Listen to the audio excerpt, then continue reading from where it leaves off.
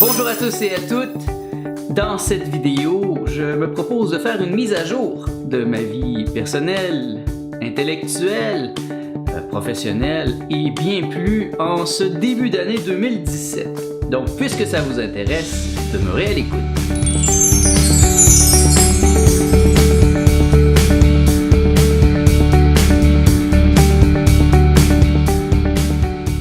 Mon nom est Nicolas Lehoux et bienvenue dans l'univers jovial de Nicolas. Dans toutes les vidéos que je mets sur ma chaîne YouTube, je vous propose un programme pour un nouvel univers, car une nouvelle ère nécessite une pensée nouvelle. Janvier 2017 a été une période très excitante pour moi, très productive aussi. Il a fait très froid. Ici au Québec, c'est la période de l'année la plus froide. D'ailleurs, la semaine passée, il a fait tellement froid que pendant une semaine, je n'ai pas sorti de chez moi. Je n'ai pas mis le pied dehors pendant 6 jours. Et ça, c'est un très bon exemple de mon état d'esprit présentement. Je suis dans une période extrêmement introspective. Je vais vraiment profond à l'intérieur de moi pour aller chercher du matériel nouveau, quelque chose qui va me permettre de me renouveler. Comme beaucoup d'entre vous, j'ai révisé mes priorités pour cette année et quels sont mes objectifs. J'ai fait des listes, j'ai fait beaucoup de travail à ce niveau pour vraiment focusser mon attention sur seulement ce qui est essentiel. Et pour moi, le mot d'ordre cette année, c'est vendre le plus de livres possible. Mon raisonnement est simple. Plus il y aura de gens qui vont acheter mes livres, mieux les gens vont me comprendre. Donc, plus les vidéos que je vais mettre sur ma chaîne YouTube vont faire du sens pour les gens. Donc, c'est très important pour moi cette année de réaliser ce rêve. Et j'ai mis beaucoup d'attention depuis le début de l'année. C'est beaucoup de petits détails pour mettre mes livres sur Amazon, par exemple. Ça m'a demandé beaucoup de travail pour transformer un livre en format Kindle. Ça prend une attention aux détails et tout mettre en ligne. Mais en janvier cette année, j'ai vraiment donné mon 100% à ce niveau. Et la majorité de mes livres sont présentement sur Amazon.ca, .com, .fr, en fait tous les Amazon en même temps. Et ça, c'est une grande réussite pour moi parce que ça m'a déjà aidé à vendre beaucoup plus de livres qu'avant. Si vous appréciez ce que je vous offre sur ma chaîne YouTube, bien, ayez une petite pensée pour moi et allez sur Amazon et procurez-vous mes livres. Et je vous invite à me poser 1000 questions à propos de tous les sujets que j'aborde dans mes livres. Quant à moi, ce qui m'importe le plus, c'est pas vraiment l'argent, c'est l'aspect que si je vends plus de livres, je pourrais me consacrer plus à mon œuvre. Donc je pourrais peu à peu, d'ailleurs c'est ma stratégie à long terme, plus je vendrai de livres, moins je vais travailler à côté. J'enlèverai des journées de travail au niveau de la conception de sites web, etc. Et éventuellement, dans les prochaines années, dans peut-être 10, 20 ans, je pourrai vivre à 100% de mes livres. J'ai encore beaucoup d'idées au niveau de l'écriture de livres. D'ailleurs, j'ai 2 livres qui sont déjà en écriture, assez avancés. Le premier, c'est à propos du partnership amoureux ouvert. Donc, ça sera un livre sur ma conception de l'amour ouvert. Parce que c'est très mal compris aujourd'hui, cette idée d'avoir plusieurs partenaires, de partager, de ne pas être jaloux, d'être content pour nos partenaires s'ils ont d'autres partenaires. Et donc, dans ce livre, je vais m'efforcer de clarifier mes idées à ce propos pour vous aider à mieux les comprendre. J'ai aussi un projet de livre à propos de la pratique intégrale. J'en ai parlé à plusieurs reprises sur ma chaîne YouTube et je pense que ça va être un livre très intéressant parce que je vais regarder ma vie au complet. Je vais expliquer c'est quoi la pratique intégrale qui a été inspirée par celle de Ken Wilber. Et je vais vous donner la mienne, je vais vous donner tout ce que je fais dans ma vie à tous les niveaux pour rester au niveau de la conscience, pour vivre de manière volontairement consciente. C'est donc une année 2017 qui promet d'être très productive de ma part parce que il me semble que écrire des livres, ça me donne beaucoup d'énergie mentale et ça m'aide à rationaliser ce qui m'arrive et vraiment à comprendre mes idées encore plus parce qu'une fois qu'on les écrit, il faut les penser clairement parce qu'une fois que c'est écrit, on n'y revient plus. En tout cas, dans mon cas, je veux que quand un livre est écrit, je n'aille plus à revenir sur le sujet. Puisque je suis sur le sujet des livres, j'aimerais vous présenter mes lectures du mois dernier. Dans les dernières mises à jour, je me plaignais de ne pas avoir assez de temps pour lire. Et là, j'ai vraiment donné un boom au niveau de la lecture au mois de janvier. J'ai eu plus de temps. J'ai eu l'occasion de vraiment aller plus profond dans des sujets qui m'intéressaient. J'ai plusieurs livres qui sont en cours de lecture présentement, mais j'en ai 2 que j'ai terminés. J'ai terminé ce livre de Alain, Éléments de philosophie. Alain est un homme très intelligent, il était un professeur de philosophie. Et je suis toujours intéressé par des livres comme ça, plus global à propos de la philosophie, sur comment apprendre la philosophie, mais aussi comment l'enseigner, parce que, à mon avis, une des beautés de la philosophie, lorsqu'on l'a appris et on la comprend, c'est de la transmettre. Donc, une bonne partie de mon énergie, quand j'étudie la philosophie, est aussi mise à profit au niveau de penser comment je vais transmettre mes connaissances à la prochaine génération. Et ça, je trouve ça très important. Et Alain l'a très bien fait. C'est un livre très intéressant qui donne une idée très, très générale de la philosophie telle que lui, il la voyait et telle que lui, il l'enseignait à l'époque. J'ai trouvé le courage, enfin, d'aborder Kant. Ça fait vraiment peur pour ceux qui l'ont abordé, ou ceux qui ont essayé de l'aborder, vous savez de quoi je parle. Et je me suis rendu compte que c'était trop difficile, je me cassais les dents, alors j'ai décidé d'acheter des livres sur le sujet. Donc j'ai pris un livre « Apprendre à philosopher avec Kant ». Un livre très intéressant qui nous donne une idée générale de Kant. Donc avant de plonger dans l'univers de Kant, qui est très complexe, j'ai cru bon de me donner un overview de la situation et ça m'a beaucoup aidé. Ça m'aide à démystifier un peu cet auteur qui est pour moi, c'est comme un centre de la philosophie et il est incontournable, bien sûr. Donc, mais il est très difficile d'accès, il est très hermétique. Et c'est pour ça que j'ai essayé de passer autour, de tourner un peu autour du pot, comme on dit, avant de vraiment entrer. Et dans les prochains mois, je compte vraiment commencer à étudier sa pensée, au moins en tout cas m'y initier, parce que c'est pas des livres qui sont très faciles à lire, ces livres. Donc c'est une lecture que je vous suggère, moi, si vous voulez comprendre mieux Kant. Ce livre est un beau résumé de son système philosophique. Je suis encore en train de lire les essais de Montaigne. Ça fait plusieurs fois que j'en parle dans mes mises à jour, mais c'est un livre qui est pas très facile à lire non plus, dans le sens que c'est pas très très vivant et c'est pas très actuel. Donc c'est quelque chose que je fais à temps perdu. Je vais lire quelques pages parce qu'en même temps c'est un homme très cultivé et qui me ramène aussi à une autre époque de l'humanité. Et je trouve ça très intéressant. De toute façon, Montaigne est un incontournable. Donc, dans l'histoire de la pensée humaine et de la philosophie, vous allez devoir passer par Montaigne à un moment ou l'autre. Ma stratégie du mois dernier, en fait, était de lire plein de petits livres à propos d'auteurs qui m'interrogeaient depuis un certain temps. Donc, j'ai commencé à lire aussi ce livre sur Auguste Comte dans la collection des philosophes. Donc, c'est un overview encore de sa pensée, de ses textes. Il y a aussi des extraits de ses textes. C'est très intéressant. Le positivisme est partout aujourd'hui. Donc, c'est important de comprendre le positivisme. Et je me suis interrogé beaucoup à ce sujet parce que, bon, nous autres aujourd'hui, on pense positivisme, on peut penser à pensée positive, mais ça n'a rien à voir. Ça n'a rien à voir avec l'aspect d'être positif, dans le sens où on le croit aujourd'hui. Donc, pour ceux qui s'intéressent à la philosophie, Auguste Comte est un incontournable. En étudiant Kant, j'ai vu à quel point Kant était inspiré par Jean-Jacques Rousseau. Donc, j'ai décidé de lire un petit livre sur le sujet, Rousseau, dans la collection Écrivains de toujours. J'adore cette collection, j'en ai plein, j'en ai une rangée complète dans ma bibliothèque.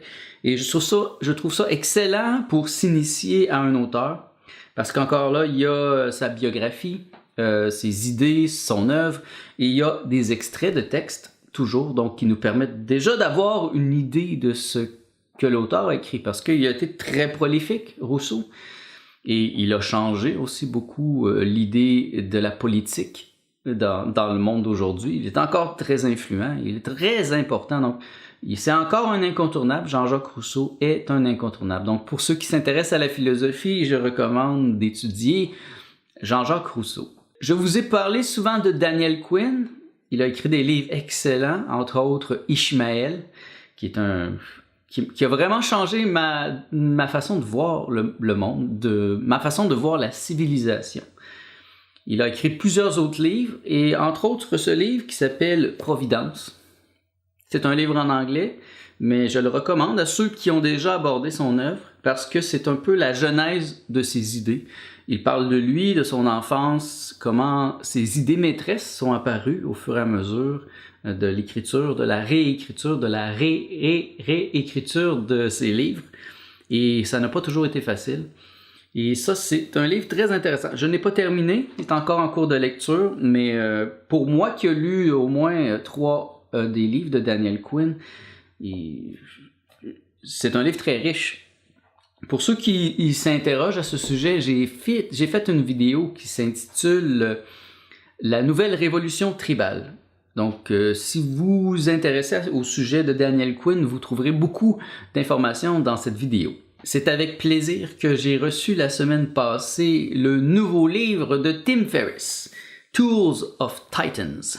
C'est un livre, encore là, très impressionnant, assez épais, avec beaucoup de matière. Je ne suis pas rendu très loin, comme vous voyez, avec le signet, mais je pense que je vais avoir beaucoup de plaisir, parce que dans ce livre, c'est un peu un résumé de tous les entrevues que lui a fait avec des millionnaires, des gens très riches, des vedettes, des icônes dans des domaines précis. Lui, ce qu'il a fait, c'est qu'il a résumé un peu leurs pensées pour... C'est quoi qui fait qu'ils réussissent, dans le fond, qu'est-ce qu'ils font le matin en se réveillant, quels sont les suppléments qu'ils prennent, quels sont leurs trucs, des citations qui les ont impressionnés, inspirés, etc. Comme tous les livres de Tim Ferriss, je pense que je vais en sortir grandi, parce que c'est un auteur qui a vraiment un impact sur ma pensée. Tim Ferriss est très intelligent et j'aime beaucoup la manière qu'il présente ses idées dans ses livres. Il y a de l'humour, ça m'arrive souvent de partir à rire. Moi qui est quand même très sérieux, il me fait rire à plusieurs reprises et il me fait réfléchir. Et il y a beaucoup de choses que je pense que je vais appliquer dans ma vie. Donc c'est un livre que je vous suggère, il vient juste de sortir, ça fait à peu près 2 mois. Il est juste en anglais pour l'instant, mais pour tous les auditeurs qui parlent anglais, c'est quelque chose que je suggère. Même si je n'ai même pas encore fini de le lire, je sais que ça va être un excellent livre. Donc, mais je vous reviendrai à ce sujet bientôt dans la prochaine mise à jour. Au niveau de la diète, je continue d'expérimenter avec le jeûne intermittent. C'est un concept que j'avais vu premièrement chez Tim Ferriss, bien sûr, mais jamais j'ai trouvé une description précise de ça dans l'œuvre de Tim Ferriss. Il faisait juste en parler, dire qu'il faisait parfois du jeûne intermittent. J'ai trouvé vraiment du matériel sur un site web qui s'appelle leangains.com. Son auteur est vraiment inspirant, il a un corps magnifique. C'est vraiment le type de corps que j'aimerais avoir, musculeux, mais très très maigre. Et lui aussi fait du jeûne intermittent. Et il en a fait même sa marque de commerce. C'est très simple. En vérité, le jeûne intermittent que moi j'ai décidé d'appliquer dans ma vie, c'est que je mange seulement pendant 8 heures. C'est-à-dire que je commence à manger à 2 heures de l'après-midi. Et là, je peux avoir généralement 3 repas jusqu'à 10 heures du soir. Et là, je mange pas jusqu'au lendemain.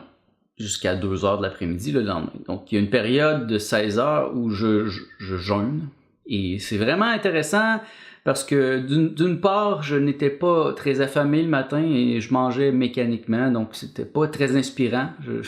C'était plutôt une technique d'entrer de la nourriture dans mon corps, mais sans vraiment le plaisir. Alors que maintenant, bien sûr, à 2 heures, quand je mange, j'ai vraiment faim. Et c'est délicieux et ça rentre bien.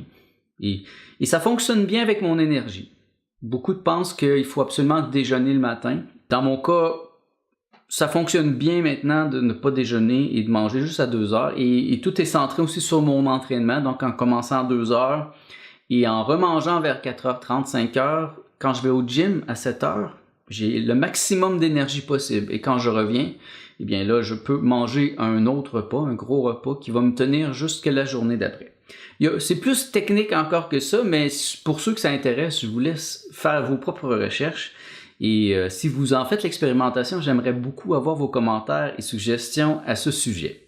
Comme une addition à mon jeûne intermittent, le samedi, je continue à faire mon binging day, c'est-à-dire ma journée d'empiffrement. Moi, ça me semble important, si ce n'est que pour ma santé mentale. J'aime être très discipliné pendant la semaine et vraiment, c'est très aride par certains moments. Ma diète est très stricte, mais j'ai besoin d'une journée là, où je vais lâcher mon fou, où ça va être complètement possible de manger tout ce que je veux. Donc, je commence généralement le vendredi soir à m'empiffrer de bonbons, de tout ce que je veux, la pizza. Et le samedi, c'est l'orgie totale de nourriture. Donc, pour résumer, au niveau de la diète, présentement, mes expérimentations sont vraiment au niveau du jeûne intermittent pendant 6 jours et une journée d'empiffrement total où je mange tout ce que je veux.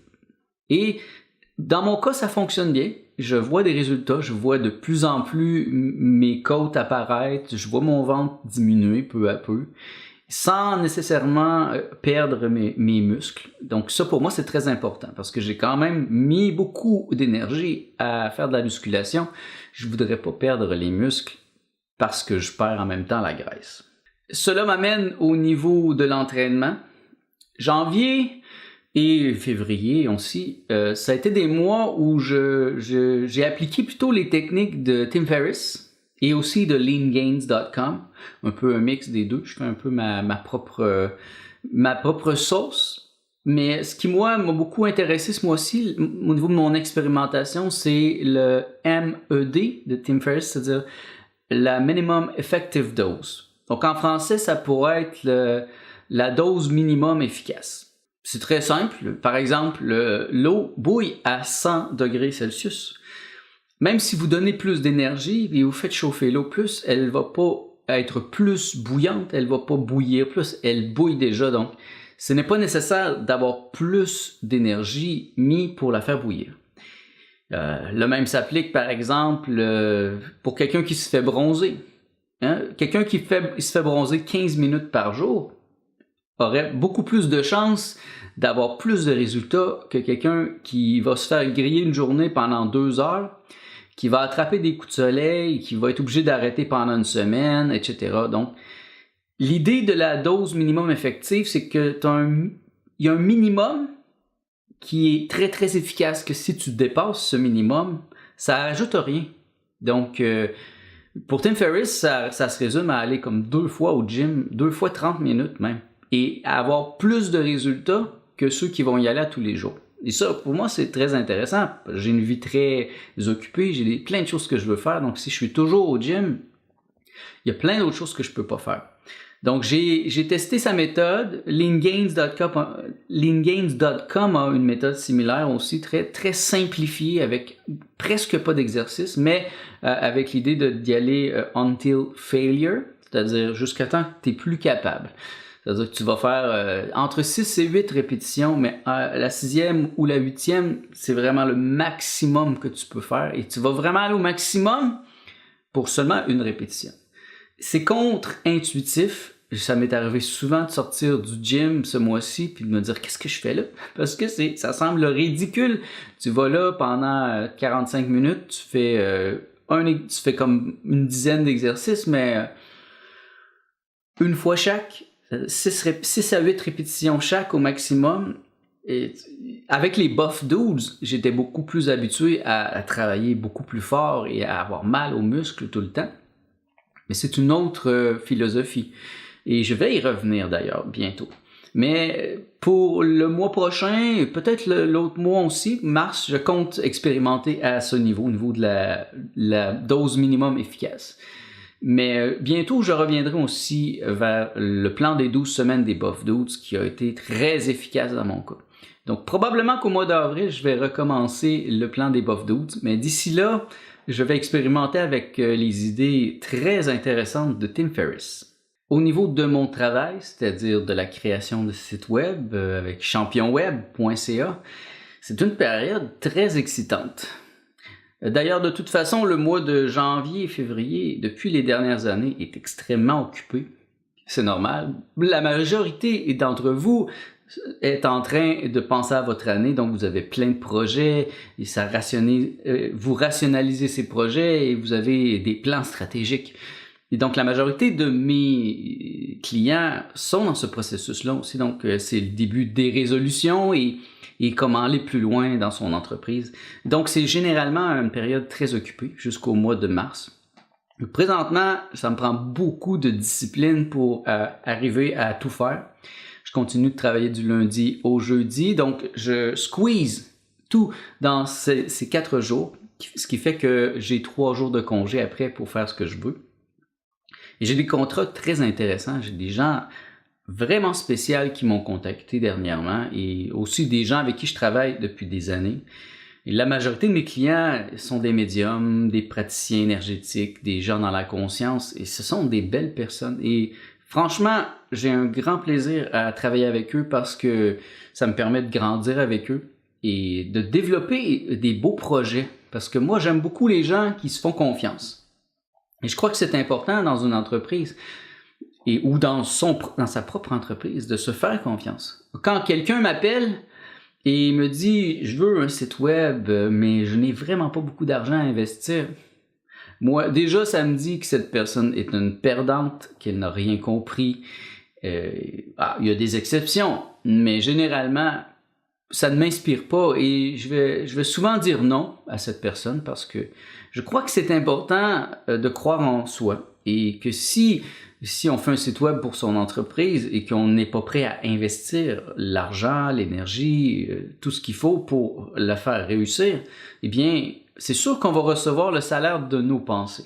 Par exemple, moi, je compte investir cette année près de 5 000 $ à faire traduire un de mes livres, le Volontairement conscient. Ça, c'est mon dernier livre et je vais le faire traduire en anglais et en espagnol cette année. Ça semble complètement absurde parfois quand j'y pense parce que des livres dans une autre langue, j'en ai pas encore vendu beaucoup. J'en vends un petit peu, mais pas beaucoup. Et il n'y a aucune preuve qui m'incite à croire que ça va fonctionner. À part le fait que j'ai une confiance hyperbolique en moi-même. Donc pour moi, investir sur moi a toujours été quelque chose de fondamental.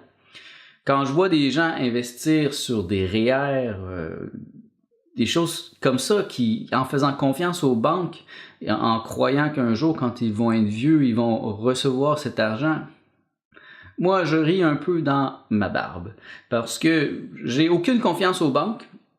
Et en agissant ainsi, hein, c'est comme acheter des billets de loto, c'est comme miser sur quelqu'un d'autre. C'est comme se tirer une balle dans le pied, en fait. C'est de montrer qu'on n'a pas confiance en soi-même.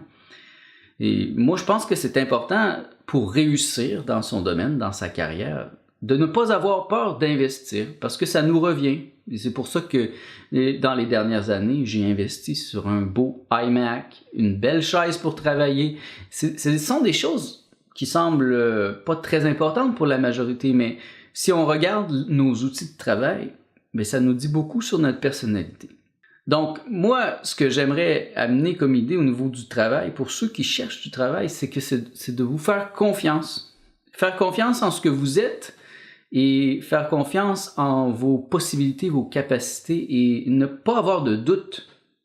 Et ne pas hésiter à investir de l'argent sur votre entreprise. Parce que ça va vous revenir. C'est toujours sur vous que vous investissez. Investir sur soi-même, à mon avis, est la chose la plus sage. Et si on apprend à le faire au niveau de l'argent, on arrive à le faire aussi au niveau énergétique. Et ça, c'est ce qu'il y a de plus important. Le fait d'avoir de plus en plus de clients m'aide beaucoup à être plus sélectif. Et je dois dire que c'est une période de ma vie où je suis vraiment très satisfait. Il m'est arrivé dernièrement de dire non à plusieurs personnes qui sont venues vers moi, aussi même de mettre fin à certaines relations d'affaires avec qui avec certaines personnes qui ne m'amenaient pas vraiment beaucoup. Et ça, pour moi, c'est une grande richesse. Et en anglais, on va dire avoir du leverage, avoir du poids. Et si vous voulez grandir dans votre carrière, ça vous prend du poids. Dans mon cas, mon poids est le fait que j'ai beaucoup de clients. Donc, ayant beaucoup de clients, et certains d'entre eux, ça fait des années que je travaille avec eux, je me sens plus fort. Donc, quand quelqu'un m'appelle pour faire un contrat avec moi, je suis capable de voir si c'est la bonne personne. Je suis capable d'augmenter mon salaire, de demander plus, parce que je me fais confiance. Et je sais que j'ai plus besoin d'accepter n'importe qui. Il y a une époque où c'était pas comme ça, où je devais accepter plus de gens et ça s'est retourné contre moi à plusieurs reprises.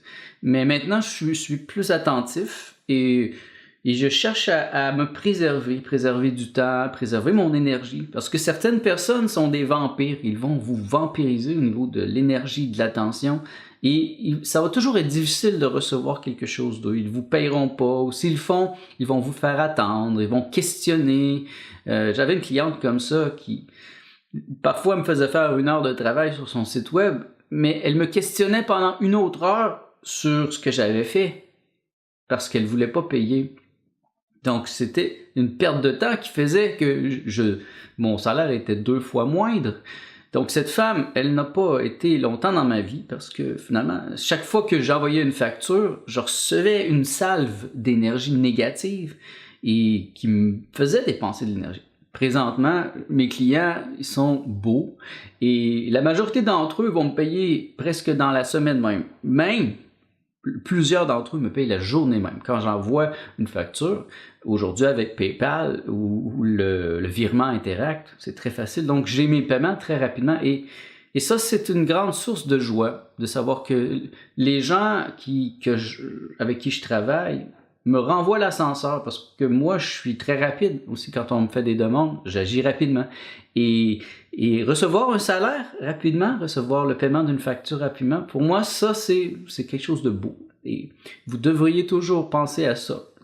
Si vous êtes du côté de la personne qui doit payer pour un service, eh bien, faites-le rapidement, faites-le bien pour que la personne qui vous a rendu service reçoive cette énergie aussi. Vous comprenez à présent beaucoup mieux pourquoi au début de cette vidéo, j'ai défini ma période présentement comme étant une période d'intériorisation.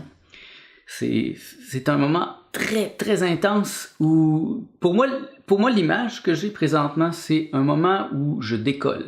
Un peu comme un avion qui décolle. Je ne veux plus avoir les petites roues comme les enfants et je veux décoller une fois pour toutes au niveau de ma carrière, au niveau de mon œuvre, me faire connaître et l'intériorisation amène à se poser les bonnes questions pour aller chercher le public, pour bien faire passer mon message. J'ai beaucoup été inspiré par ce livre, Author 101, que je recommande à tous les auteurs, tous les écrivains, tous les gens qui veulent vendre des livres. Ce livre est très, très riche. Il est en anglais, je ne sais pas s'il a été traduit en français, mais il est très intéressant. Et il va donner beaucoup de clés sur comment vendre, comment se présenter. Et dans les dernières semaines, j'ai passé beaucoup de temps à écrire les descriptions de mes livres parce que je me suis rendu compte qu'ils n'étaient pas très vendeuses. Parfois, on est un peu naïf et on pense qu'on peut juste prendre l'introduction et la mettre comme description. Mais en vérité, si vous allez voir sur Amazon, les livres qui se vendent le plus, généralement, ils ont une description beaucoup plus précise. Et maintenant, je peux voir que ces gens ont lu ce livre, justement, Author 101, parce que les trucs qu'il donne nous aident beaucoup à mieux présenter les projets. Il peut arriver des fois que certains livres, certaines œuvres ne passent pas dans le public, simplement parce qu'ils ne sont pas bien présentés. Moi, je n'ai pas l'appui présentement des médias, je ne reçois pas l'appui des journalistes, etc. Donc, mes méthodes sont basées sur le fait que je peux maintenant toucher les gens directement sans passer par les médias. Ça, c'est quelque chose de très nouveau et pour moi, c'est très excitant. Le broadcast yourself, par exemple, avec YouTube, je n'aurais pas pu faire ça il y a 10 ans. J'aurais dû passer par les médias, j'aurais dû payer beaucoup d'argent pour me faire connaître. Alors qu'aujourd'hui, il me suffit de bien penser à mes choses et de trouver les bons mots. Et j'ai confiance que ça va toucher un public de gens qui vont aimer mes idées, qui vont les appliquer dans leur vie. C'est ça qui est important pour moi, c'est une nouvelle manière de penser que je propose, un nouvel univers. Et ce n'est pas quelque chose que tu peux simplement avoir au niveau intellectuel. Tu dois l'appliquer dans ta vie. Tout au long de ma vie, j'ai passé beaucoup de temps et j'ai donné beaucoup d'énergie à la création de communautés. Je me rappelle quand j'avais 20, 21 ans, c'était la bande dessinée. Je faisais beaucoup de bande dessinée en direct. Et quand je suis arrivé à Montréal, ici, ça a été la chanson. J'ai fait des groupes de chansonniers, on a fait des spectacles, on a essayé de créer une communauté. Et puis après ça, ça a été les psychédéliques, la communauté psychédélique. Après ça, ça a été le jovialisme. Encore là, j'ai tenté de créer une communauté, mais toujours, c'est comme si j'essayais de faire un château de sable avec du sable sec. Et donc, chaque fois que j'essaie de faire quelque chose de beau, ça retombe. Je ne sais pas si c'est basé sur le fait que les Québécois sont généralement très passifs. Ils manquent de proactivité. C'est peut-être aussi tous les humains qui sont comme ça. Mais dernièrement, en tout cas l'année passée, je me suis un peu comme fâché. J'ai dit, ok, c'est fini, là, je vais arrêter de donner de l'énergie à créer des groupes et je vais vraiment focusser sur moi.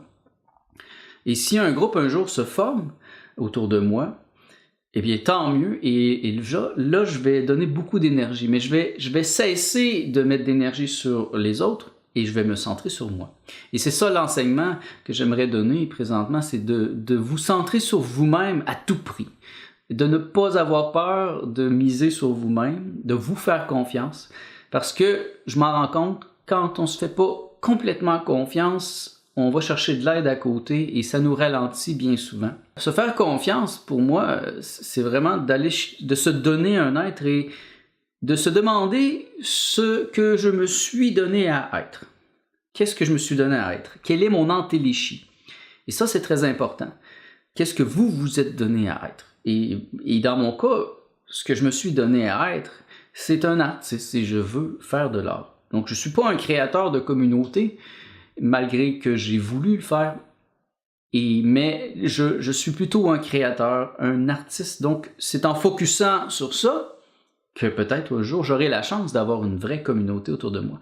Parce que jusqu'à maintenant, les gens qui sont entrés dans mes communautés n'avaient pas le pouvoir de m'appuyer. J'ai jamais vraiment reçu d'aide de leur part, d'appui réel, à part quelques exceptions. Et ça l'a un peu miné ma patience. Je suis moins patient à ce niveau-là présentement. Et je crois qu'avec YouTube, je pourrais toucher plus précisément des gens qui pensent vraiment comme moi. Parce qu'à mon âge, je ne veux plus faire d'essais-erreurs à ce niveau-là. Je veux vraiment trouver des gens qui veulent vivre de manière volontairement consciente, qui veulent expérimenter avec leur conscience et qui sont prêts à tout pour être libres. Vous allez voir qu'en vous faisant confiance, en misant sur vous, ça va choquer beaucoup de gens autour de vous parce que vous allez les forcer ainsi à changer leur relation avec vous. Donc, moi, présentement, je suis vraiment en train de faire en sorte que toutes les relations dans ma vie sont des relations énergétiques. Je ne cherche pas les relations émotionnelles. Les émotions sont un peu comme un sirop gluant qui nous ralentit, qui fait en sorte qu'on ne peut plus bouger librement. J'aime quand même avoir un peu d'émotion dans ma vie, mais moi, je suis quelqu'un de sentimental. Donc, le sentiment, c'est dans le ici-maintenant. Ici-maintenant, comment je me sens.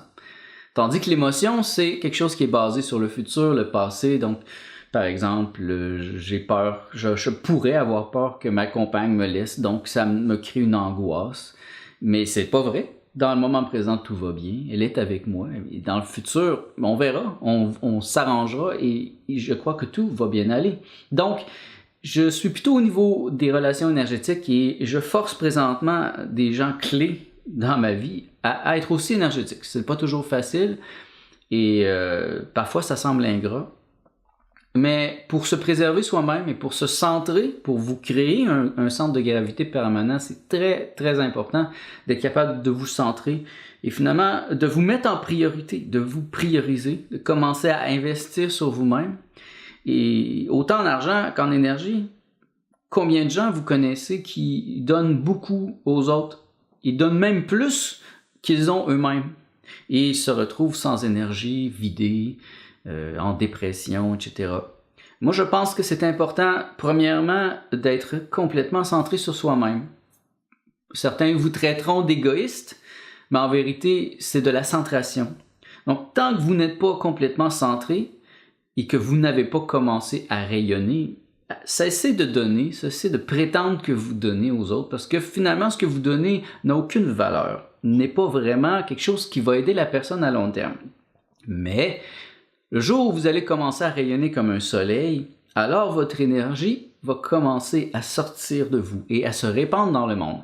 Et ça, c'est quelque chose que j'ai vu moi dans ma vie. Il y a une époque où j'étais complètement centré sur moi-même, j'avais pas d'argent, j'avais pas assez d'énergie et j'avais pas assez de culture. Et donc, dans ma vingtaine, j'ai vraiment focusé sur ça. Jusqu'à un point où là, j'ai atteint un état où j'ai commencé à rayonner et j'ai commencé à donner. Autant de l'argent, des cadeaux, de l'énergie, de l'attention, des conseils, ce que je faisais pas avant. Et je vous suggère de le faire. Et c'est possible que pendant plusieurs années, plusieurs mois, vous soyez complètement centré sur vous-même et que vous allez tout garder. Mais un jour ou l'autre, si vous réussissez, vous allez déclencher quelque chose d'incroyable en vous. Et là, vous allez rayonner. Et c'est ce que je vous souhaite. Et c'est ce que moi je veux m'appliquer à faire cette année, c'est de rayonner au maximum puisque maintenant je rayonne. Et j'ai conscience de l'impact que mes idées ont sur le monde et je me sens d'une certaine manière responsable des mots que je dis, de la vibration que j'émets sur ma chaîne. Et je vous souhaite, vous aussi, d'être heureux cette année et d'émettre des mots clairs et des idées claires à votre entourage. Parce que si vous voulez vivre dans la clarté, il vous faut être clair. Sinon, les gens autour de vous vont être confus et vont vous ralentir. Voilà qui résume ma vie et ma pensée pour le mois de janvier 2017 et un peu début février. Merci d'avoir été à l'écoute. C'est pas une vidéo qui peut plaire à tout le monde, mais je sais que certains d'entre vous aiment beaucoup le fait que je vais parler de l'arrière-scène, ce qui peut les aider à comprendre encore mieux les vidéos que je mets sur ma chaîne YouTube. Donc, merci d'être à l'écoute. Si vous avez des questions ou des commentaires, n'hésitez pas à les laisser ici en dessous. Ça va me faire plaisir d'y répondre.